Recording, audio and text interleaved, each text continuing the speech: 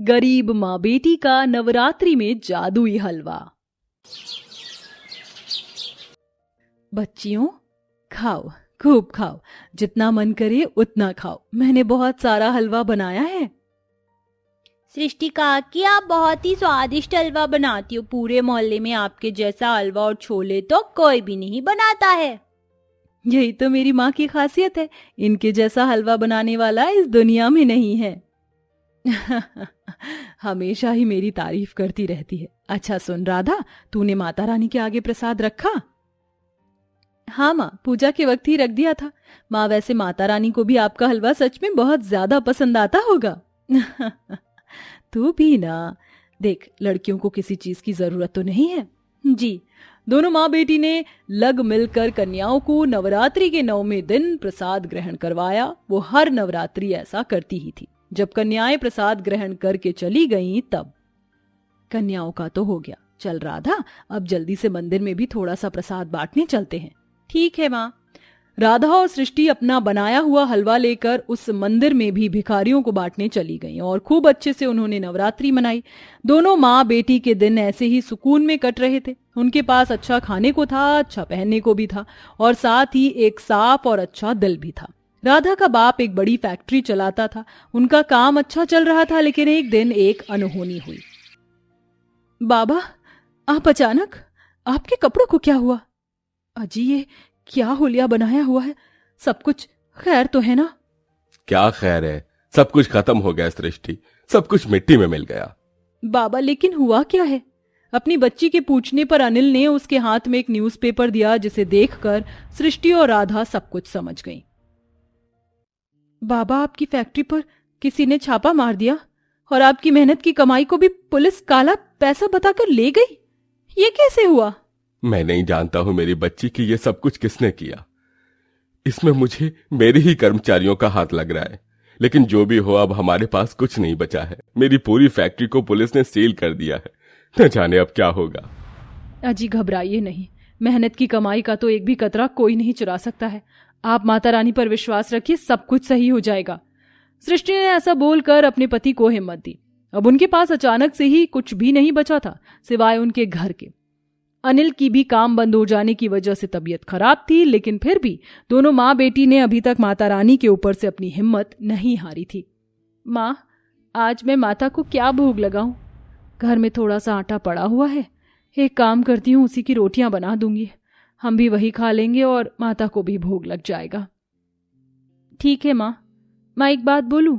मेरा ना आपके हाथ का बना हलवा खाने का मन हो रहा है। कितने दिन हो गए ना उसे बनाए हुए। हाँ, पहले तो तू कह कहकर हर हफ्ते ही मुझसे हलवा बना लेती थी, लेकिन अब तो घर की किल्लत की वजह से मैंने कई दिनों से वो ही नहीं बनाया। राधा को अपनी माँ के हाथों का हलवा बहुत ज्यादा पसंद था, लेकिन गरीबी के चलते अब उसे वो खाने को नहीं मिल रहा था। दोनों माँ बेटी अपने हालातों की खातिर काम की तलाश में थी, लेकिन उन्हें कहीं पर काम भी मिलने को तैयार नहीं था। माँ, मैं अपना रिज्यूम लेकर एक स्कूल में अप्लाई करने गई थी, लेकिन कोई फायदा नहीं है। वहाँ के टीचर्स ने कहा कि मुझे वहाँ काम करने के लिए पहले 22 साल का होना जरूरी है। यहाँ काम मिलना इतना आसान नहीं है। कोई बात नहीं, तू कहीं और ट्राई करना। देख, कहीं से तो बात बन ही जाएगी। माता रानी कोई ना कोई रास्ता तो निकाल ही देंगी। दोनों माँ बेटी ऐसे अपने मन को बहलाती रहती थी। ऐसे ही सिलसिला जारी था और अब दोबारा नवरात्रि आ चुकी थी। दोनों माँ बेटी ने भी नवरात्रि के व्रत रखे थे। राधा बेटा, तू रहने देती, तूने क्यों व्रत रख लिए? हमारे पास तो वैसे ही कुछ खाने पीने को नहीं है, ऊपर से तू व्रत रहेगी तो मैं तुझे क्या खिलाऊंगी? मुझे कुछ खास नहीं चाहिए माँ, जो हमारे पास है मैं उसी में अपना व्रत करूंगी। वैसे भी व्रतों का मतलब अच्छा खाने से नहीं, माता को खुश करने से है। सही कहा, मेरी बच्ची कितनी समझदार हो गई है। माता रानी करे तेरी ही श्रद्धा से हमारे दिन बदल जाएं। दोनों माँ बेटी कामना करने लगी। उनके पास जो होता था वो उसी में माता रानी को भी भोग लगाकर अपने व्रत कर रही थीं। और आज नवरात्रि का 9वां दिन था। सभी तरफ नवरात्रि के प्रसाद बन रहे थे, हलवे और छोले की खुशबू उड़ रही थी। लेकिन ऐसे में आज वो घर सूना पड़ा हुआ था जहां सबसे ज्यादा नवरात्रि का प्रसाद बनाया जाता था। देख रही है राधा, आज कितनी रौनक है। हाँ माँ, वैसे माँ ये मेरी जिंदगी की सबसे फीकी नवरात्रि है। सही कहा, मेरा भी मन अंदर से बहुत ज्यादा उदास है। अभी पिछली साल तक भी हमने कन्याओं को कितने अच्छे से प्रसाद ग्रहण करवाया था, लेकिन जरा अब देख। सही कहा माँ। अच्छा चल, तू ज्यादा उदास मत हो। माता रानी हमारे हालातों से वाकिफ हैं। क्या हुआ अगर हम इस बार कन्याओं को ना खिला पाए तो? मैं तेरे लिए सूजी का हलवा बनाऊंगी, तू और माता रानी खा लेना। खुश? सच माँ? बिल्कुल सच। मैं प्रसाद के लिए थोड़ी सी सूजी और चीनी ले आई थी। मैं अभी तेरे लिए मीठा मीठा हलवा बनाकर लाती हूँ। सृष्टि हलवा बनाने चली गई। राधा हलवा बनने का इंतजार कर रही थी। जैसे ही सृष्टि ने हलवा बनाना शुरू किया, सारे मोहल्ले में उसकी खुशबू उड़ने लगी। माँ, सच में आपके हाथों में तो जादू है। कितनी प्यारी खुशबू आ रही है।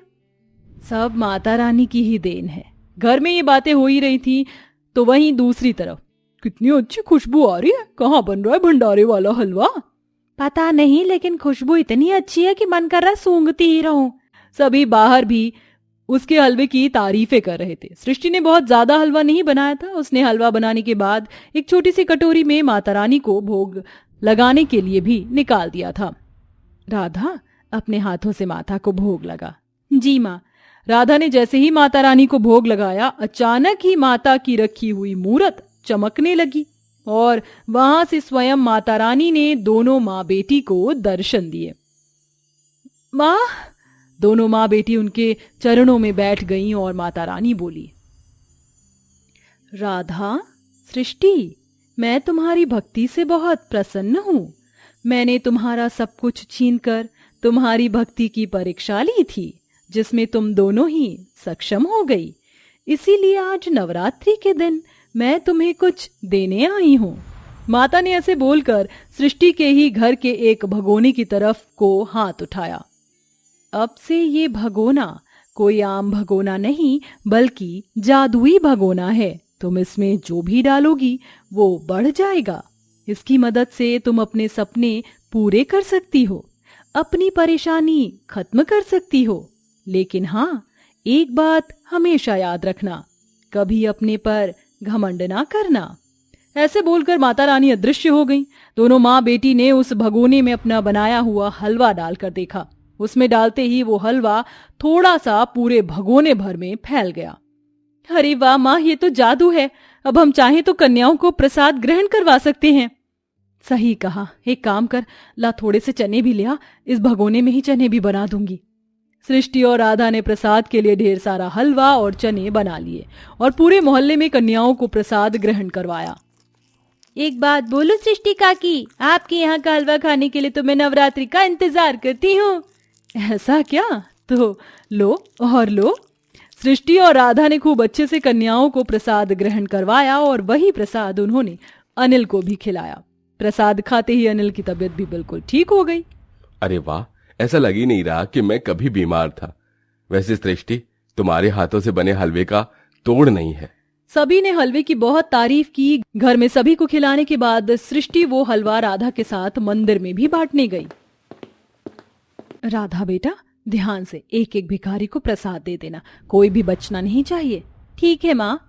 माँ, हम ना यहाँ हलवा बांटने के बाद इसे चौराहे पर बेचने चलेंगे। अब से यही हलवा हमारी नई जिंदगी को दावत देगा। ठीक है, इसी बहाने 4 पैसे भी आ जाएंगे। राधा और सृष्टि ने मंदिर में हलवा बांटने के बाद चौराहे पर अपना हलवे का ठेला लगा लिया, जहां उन्होंने काफी कम दाम पर अपना हलवा बेचा। अरे वाह, कितनी प्यारी खुशबू आ रही है। ये हलवा कैसे दिया? मेरी माँ के हाथों का शुद्ध हलवा, बस 10 रुपए एक पत्तल। काफी सस्ता है, मुझे 3 पत्तल देना। अभी लीजिए। राधा और सृष्टि ने मात्र 10-10 रुपए में हलवा बेचा और जो लोग कुछ ज्यादा ही गरीब थे, बेटा 2 दिनों से भूखा हूँ, कुछ खाने को दे दो। ये लो बाबा, आप हलवा खाओ। शुक्रिया बेटी, लेकिन मेरे पास पैसे नहीं है। कोई बात नहीं, आप यहाँ आकर फ्री में हलवा खा सकते हैं। राधा की बात सुनकर वो आदमी खुश हो गया और हलवा खाकर चला गया। अब से रोजाना दोनों माँ बेटी वहां ऐसे ही हलवे का ठेला लगाती थी। उनका हलवा लोगों को बहुत ज्यादा पसंद आता था, जिसकी वजह से अब उनका काम चल निकला था। वो जादुई हलवा बनाती और बेचती और बहुत सारे लोगों को तो वो फ्री में भी हलवा खिलाती थी। उनकी इसी अच्छाई की वजह से माता रानी की कृपा उनके ऊपर बनी हुई थी और धीरे धीरे उन्हें उनका सब कुछ वापस मिलता जा रहा था। अनिल को उसकी फैक्ट्री भी मिल चुकी थी और अब सब कुछ ठीक हो गया था।